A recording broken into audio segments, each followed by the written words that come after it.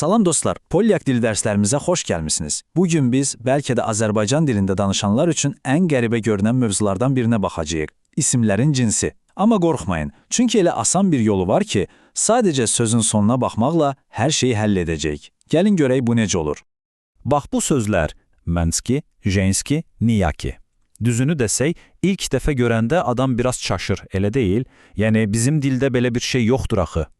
Heç düşünmüsünüz, niyə görəsən masa kişi cinsi olmalıdır ya da kitab qadın? Heç narahat olmayın, bu sualları verməyiniz çox normaldır. Amma, heç narahat olmağa dəyməz. Çünki Polyak dilinin bu məsələdə bir gözəlliyi var. Elə bir sadə, elə bir məntiqli qaydası var ki, biz buna qızıl qayda deyəcəyik. Bütün sir, bütün cavab sözün lap sonundadır, yəni son hərfində. Hazırsınızsa başlayaq. Deməli, ilk olaraq bunu bilməliyik. Polyak dilindəki hər bir isim istisnasız olaraq 3 əsas cinsdən birinə aiddir. Bu, dilin, necə deyərlər, təməlidir. Gəlin bu 3 cinslə tanış olaq. Birincisi, mənski, yəni kişi cinsi. İkincisi, jenski, bu, qadın cinsidir. Və üçüncüsü, nijak, yəni orta cins. Bu 3 sözü yaxşıca yadda saxlamağa çalışın. Çünki bütün qrammatika, bütün cümlələr məhz bu 3 anlayışın üzərində fırlanacaq. Yaxşı, gəlin birinci cinsdən, yəni kişi cinsindən başlayaq. Görməyə hazır olun, qaydası o qədər sadədir ki, təəccüblənəcəksiniz. Və qayda budur, əgər bir söz samitlə bitirsə, deməli o kişi cinsidir. Bəli, bu qədər bəsit. Demək olar ki, 95% hallarda bu qayda işləyir. Yəni sözün sonuna baxırsınız, samitdirsə və salam bu mənskidir. Gəlin indi bir neçə misala baxaq ki, tam aydın olsun. Baxın bu sözlərə. Sin, dom, piyes, xleb. Hamısında ortaq olan nədir? Bir saniyə düşünün.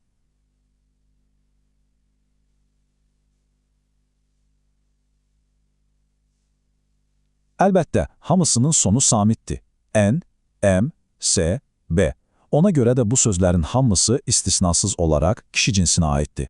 Deməli, kişi cinsini artıq cibimizə qoyduq. Samitlə bitirsə kişi cinsidir. Bəs yerdə qalan ikisi, qadın və orta cinslər, heç narahat olmayın. Onların da qaydaları eyni ilə bu cür asan və məntiqlidir. Keçək onlara.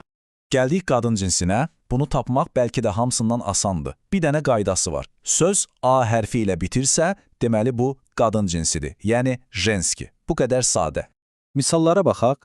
Kobeta, mama, çonşka, şkola. Görürsünüz, hamısının sonunda o sehrli A hərfi var.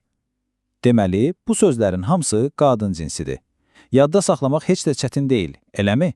Və sonuncu, üçüncü cinsimiz, orta cins, yəni nisredni rod. Burada bir yox, bir neçə sonluq var, amma yenə də panikaya ehtiyac yoxdur, çünki bunlar da çox spesifikdir. Əsasən 4 sonluğa diqqət etməliyik. O, E və Gəlin bu sonluqları misallarla görək. Məsələn, akno, sonu O ilə bitir, deməli orta cins. Cidzeni, sonu E ilə bitir, yenə orta cins. İmya sözü E ilə bitir və muzeum da ilə.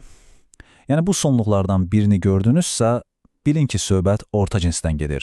Yaxşı, gəlin indi bütün bu öyrəndiklərimizi bir araya gətirək, bir cədvəldə ümumiləşdirək. Bu cədvəl sizin əsas köməkçiniz olacaq. Əsil, qızıl qayda cədvəli. Baxın, hər şey bu cədvəldədir. Mənski, yəni kişi cinsi, samitlə bitir. Məsələn, stul.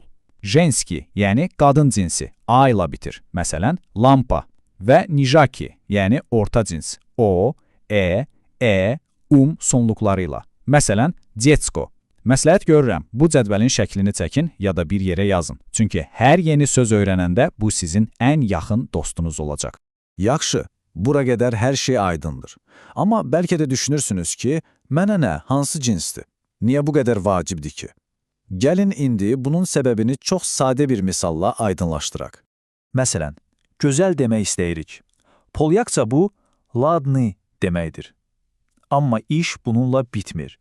Təsvir etdiyiniz sözün cinsindən asılı olaraq bu sifətdə dəyişir. Fikir verin. Əgər gözəl oğlan deyiriksə, olur ladny xlopak. Çünki xlopak kişi cinsidir. Gözəl qız deyəndə isə olur ladny cevçina. Çünki cevçina qadın cinsidir. Və gözəl uşaq deyiriksə, olur ladny detsko. Çünki detsko orta cinsdir. Gördünüz? Sifətin sonluğu birbaşa ismin cinsinə bağlıdır. Məhz buna görə cinsləri bilmək düzgün danışmaq üçün şərtdir. İndi isə gəlin özümüzü yoxlayaq. Kiçik bir məşq zamanıdır. Görək qaydaları nə dərəcədə mənimsəmisiniz. Hazırsınız? Birinci sözümüz gəlir, tablitsa. Diqqətlə sonuna baxın. Sizcə bu hansı cinsdir? Biraz düşünün. Cavabınız hazırdır. Əlbəttə ki, qadın cinsi. Çünki söz A ilə bitir. Əgər belə tapmaşdısasa, afərin sizə. Qayda mükəmməl işləyir. Növbəti söz. Telefon. Bəs bu hansı cinsə aiddir? Yenə də bütün diqqətimiz sözün sonundadır. Tamamilə doğru. Telefon sözü samitlə, yəni N hərfi ilə bitir. Deməli bu kişi cinsidir. Məncə artıq bu işi həll etmisiniz. Və sonuncu sözümüz pole. Görək bunu necə tapacaqsınız? Sonuna fikir verin. Əla. Əgər orta cins dedinizsə, tamamilə haqlısınız. Çünki sonu E ilə bitir və bu da orta cinsin işarələrindən biridir. Təbriklər. Artıq siz polyak dilində isimlərin cinsini asanlıqla təyin etməyin sirrini bilirsiniz. Beləliklə, bugün Poland dili qrammatikasının ən vacib təməllərindən birini, o qızıl qaydanı birlikdə öyrəndik.